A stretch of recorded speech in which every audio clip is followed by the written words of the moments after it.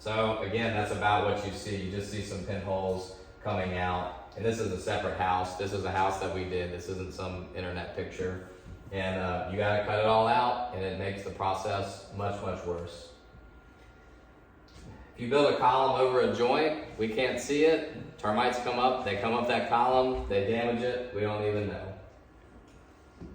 This is a balcony. They ate up all this balcony. There was probably $80,000 in damage at this house. The balcony leaked, the flashing wasn't installed, correctly. Big issues. About 50% of our issues come from termites coming up columns, stucco columns that are built over a brick ledge or joint, or they lap over that stucco and goes directly into the ground. And whenever we tell a homeowner, if we go out there on a first renewal inspection for termites and we tell that homeowner, yeah, your stucco's in contact with the ground, that's not supposed to be like that. They say, oh, well, my builder did that. And so, well, I did work for the builder, but it's stucco. And so it puts us in a weird position when we see something, and we all can hopefully agree that stucco is not supposed to be in direct contact with the ground, and it's not good for moisture and for termites, and for probably many more reasons. Balcony damage, this was a really bad repair job. This was an English turn in New Orleans, very nice house. They just basically stuck a piece of plywood right here and painted over it. It's kind of crazy. And there ended up, surprise, being wood rot. It wasn't sealed, and they had tons of damage at this house. Again, stucco column, there's coming up right at the outside of the column. This was an outdoor kitchen. Happens all the time. There's a cabana, there's an outdoor kitchen, there's a pool house. Well, Miss Jones, we pre-treated your house. Your builder never called us to pre-treat the small outdoor kitchen area, which is separate. So be thinking about that stuff. That stuff is expensive. And so be sure if you're pouring these extra structures or areas that you are calling and getting them covered. You got a high dirt level right here. This is this instance actually that I worked on. High dirt level, and they ate up the whole header in this outdoor kitchen. It was about 40 feet away from the house. House was fine, but there was probably about 18 grand in damage to replace the columns, replace all these headers, and do it. And if you're talking about how much do they actually use this outdoor kitchen, the guy honestly told me, he said, I've used it twice in the last year. So, a lot of work to replace, these items. This is, the porch had a tile overlay over the joint. We couldn't see the joint, we couldn't inspect it. Sometimes that happens on really custom construction. They came up, all these columns, ate the header on this balcony. When we go out, we carry a moisture meter. Areas, moisture above the damage on the edge of the balcony was leaking. We're getting readings 28, 32, 33% moisture consistently, even days and days after a rain. So, you're looking for 17% or below, hopefully 12%, on your wood. More balconies, more issues. Most of these are in the Country Club of Louisiana, Santa Maria, U Club. And it's not just the pressure in those areas, but you have landscaping that's redone all the time. You have concrete that's poured all the time. You have renovations, you have complicated construction. All those things lead to why, if you're from Baton Rouge, Highland Road and the Country Club and Bocage, all those areas with more custom construction, they have more problems. Because there's more hidden avenues where these termites can get and live for a long, long time without a professional company even being able to identify them. And you say, well, Miss Jones, you poured your pool. They didn't call us to redo the pre-treat at their pool along that joint. Oh, I forgot. But I know a lawyer, or I am a lawyer, because I live in the Country Club, and you should cover it anyway. Y'all are builders, y'all know. People call you 1, 2 years, 3 years, 10 years after your warranty is up, and they say, well, I just think you should cover it anyway. And you gotta make a business decision on that stuff the same way how we do. Seeing these, I can't do anything about this, and honestly, neither can you. When you pour your garage or flat work, if you have these little wooden spacers or small forms that go in there, it's a piece of untreated pine wood, goes directly along the joint in the house. Termites will eat that up, and then they're gonna eat the house. Happens all the time. Leaking shower, this was in the country club. There was no moisture barrier, or was installed incorrectly. We did a perimeter job at a house after the pre-treat, and I told my cousin, this was a few years ago, I said, well, let me show you how to do this correctly. I take out the pickaxe and I start trenching up against the area. No water spigot, nothing even near there. This main water pipe was 2 inches below the soil where we dig our trench, and the homeowner had just gone to a funeral. It was like one of the worst complaints, and I was training my cousin on that we've ever dealt with. So, you know, our trench should be no more than 6 inches deep, no more than 4 or 6 inches wide up against that slab as we apply that product to finish, you know, the pre-treat. So all this stuff, we obviously all have a common goal to protect the homeowner, and a really key important part of that is get the perimeter treatment done. Let's get the contract signed. That protects y'all as well, having that contract signed and having that communication to where we can go out without scaring the homeowner, without knocking on their door, trying to say, let us on the property. The builder already paid for this. You know, can we do it? And we just have to work together to be able to go out and finish the right job. So, and having, the other thing is long-term success. Be sure we can see 3 inches of the slab or so all the way around the home. So I'm gonna get to closing documents, and I have some other slides. You know, I don't think we'll get to those because I said it's typically a 2-hour presentation, and I took some slides out obviously, but it's very important. Properly communicate. So I have right here, info dates of the first renewal. Our warranty aligns with the treatment and Department of Ag standards. It doesn't align with building standards. So y'all's warranty starts the day the home is sold, basically, right? Is that right to assume for most of the things in the home? Day the home's sold, you get a 1-year warranty. Our treatment starts degrading on a liquid treatment day 1. So on that pre-treat, your contract starts the date that pre-treat starts. So we pre-treat it, and we get into this because building times have really extended. There's a lot of homes right now that we pre-treated and they're saying, hey, I got a bill from you in the mail. This is the contractors, y'all telling us, I got a bill from you, what's going on? And I say, well, it's the 1-year renewal has come up. You get a 1-year warranty, you know, with your pre-treat. And they say, oh, well, do I have to pay it? And I say, well, you should pay it, but we'll maybe give you a little break on it. They, you know, discount, but you need that in order to sell the house. And so the rules and regs state you get a 1-year warranty the day the treatment starts. So if you sell a house at 10 months, you know, the next month they're gonna get a renewal notice saying 1 month from now, your first renewal is due. And they'll probably call you and say, why am I getting this so early? Where you used to be able to maybe build a house in 6 months, maybe it's taken, you know, about a year, 10, 12, 14 months to build some houses. Be sure you get a signed contract, communicate, you know, hey, your termite company's gonna call you, they'll send something to you in the mail, I'll let them know. And just to tell everybody, we actually have a site now on our individual website. A lot of companies are starting to have this to where when someone moves in, you can go to our website, you just plug in their information and say, you know, I have a homeowner, they moved into a house, here's the information, you deal with it. And that's the easiest way to do it, other than I got the contract signed and I'm gonna scan it, you know, and give it to y'all, or take a picture that's crooked and you can't read it and try and get it over to you. So we have it real simple through our website.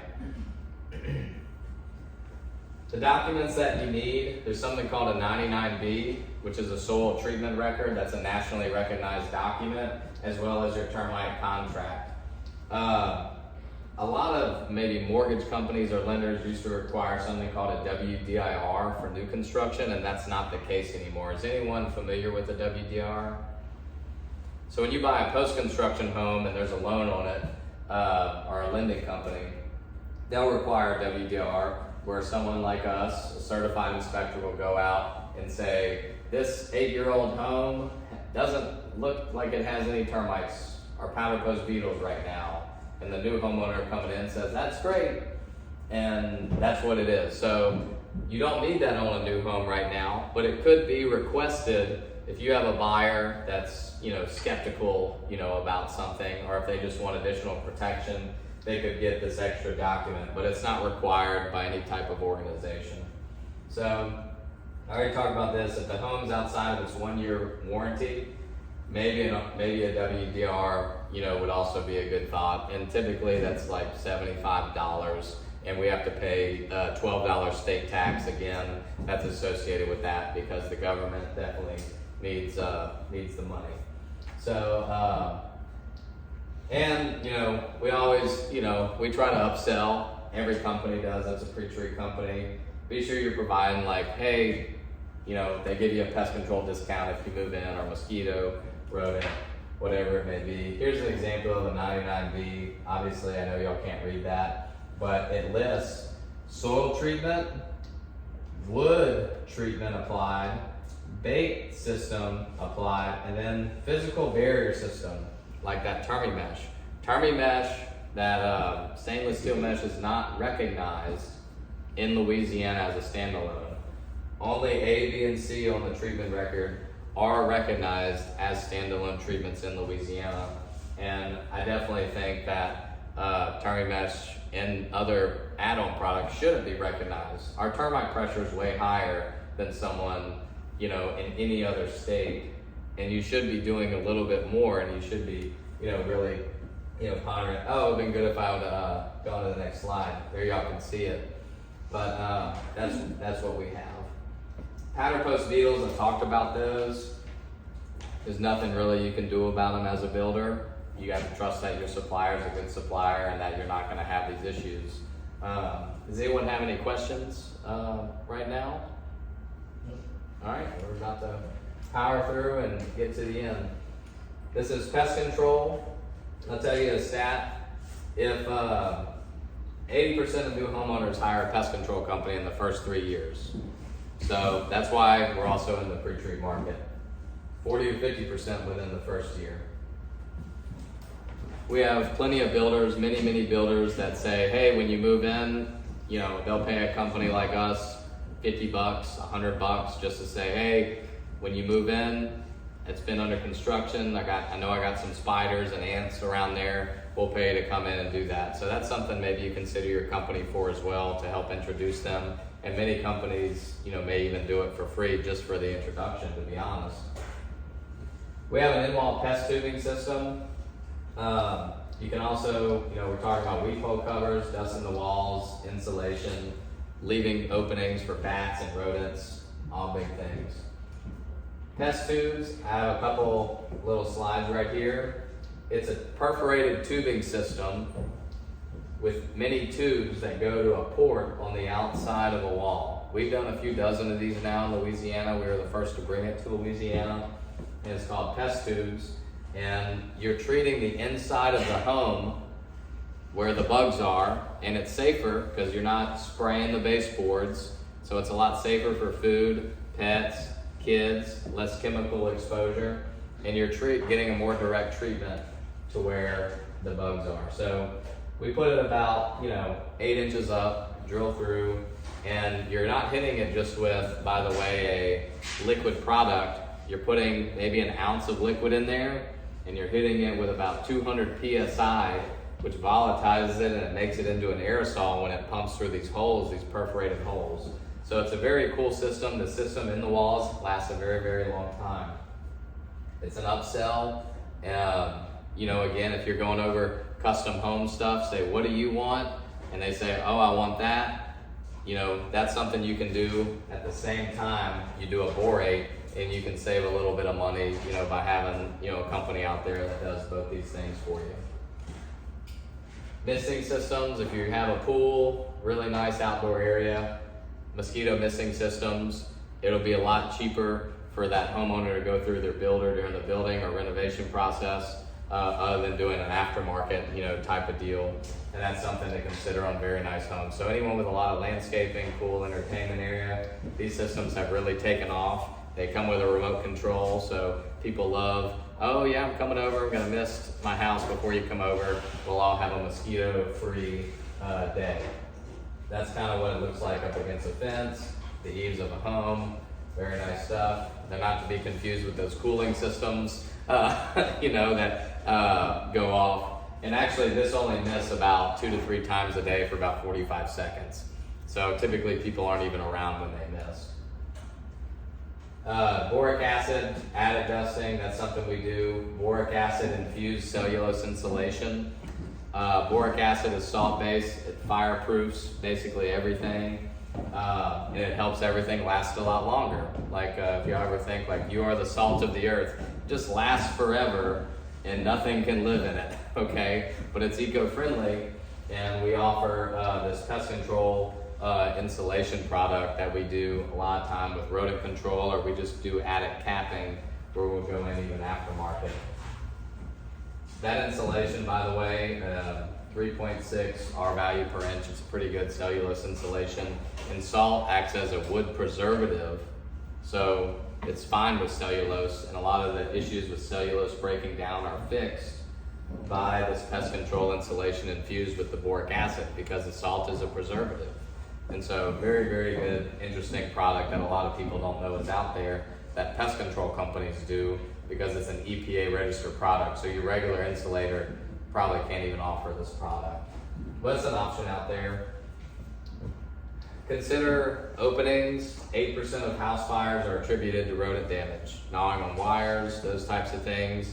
So just being sure that your home, your finishing job isn't allowing for a lot of rodent entry. We do a lot of rodent exclusion. You probably can't see that right there, but there's a lot of gnawing on these pipes and leaks. All that stuff happens. Bats, a lot of things can get very expensive very, very quickly. So just to kind of conclude the presentation, I want to thank all y'all for being here. Consider your termite company, consider the options, consider that there's multiple solutions to each different type of home, and engage your customer and your client, whether it's a renovation or whether it's a new construction, on what they want. Because you can go with the very basic treatment like most people do, or you can ask them, say, you can add this, and it's not going to be very expensive. And typically it's going to help years and years and years prevent termite and pest issues down the line. So again, my name is Jacob. Thank you all again for being here today. Thank you.